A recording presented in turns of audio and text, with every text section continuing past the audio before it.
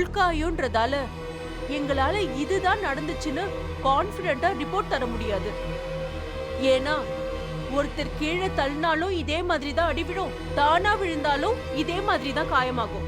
இது எப்படி நடந்துச்சுன்னு நீங்களோ இல்ல தேனோ, அப்படி இல்லனா யாராவது இன்வெஸ்டிகேட் பண்ணாதான் என்ன நடந்துச்சுன்னு சொல்ல முடியும். ஆனா ஒரு பொண்ணு, அதுவும் கர்ப்பமா இருக்கான்னு கூட பார்க்காம தேனுவை யாரோ நல்லா தாக்கிருக்காங்க. பாவம், அவங்க ரொம்ப பாவம். I feel pity for her Sakthi. Doctor, அக்காவுக்கு இவ்ளோ மோசமா இருக்குன்னா அப்ப அக்காவோட குழந்தை, அவங்க கர்ப்பத்துல இருக்கிற சிசு எப்படி இருக்கு டாக்டர்?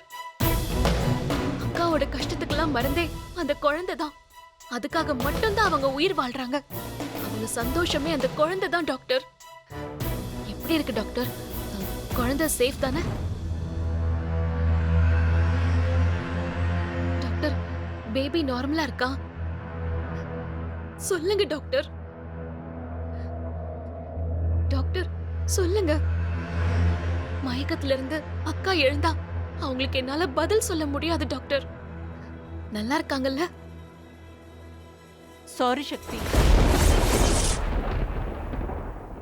குழந்தைய எங்களால காப்பாத்த முடியல. அபார்ட் ஆயிடுச்சு.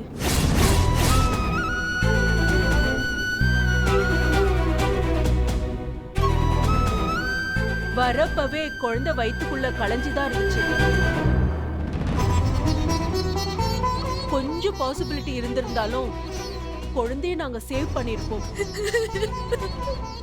டாக்டர், ஐயோ ஐயோ அக்கா, சக்தி ப்ளீஸ், இப்ப அவங்கள பார்க்க வேண்டாம். இங்க பாருங்க, முதல்ல அங்க போய் உட்காருங்க. வாங்க ப்ளீஸ்.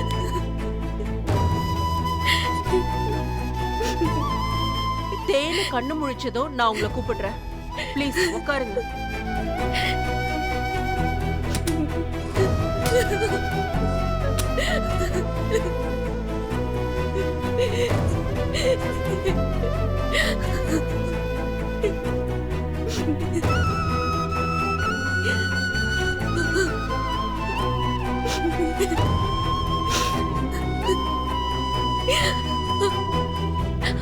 அக்கா, உங்களை நான் என்ன சொல்லி கன்வின்ஸ் பண்றது?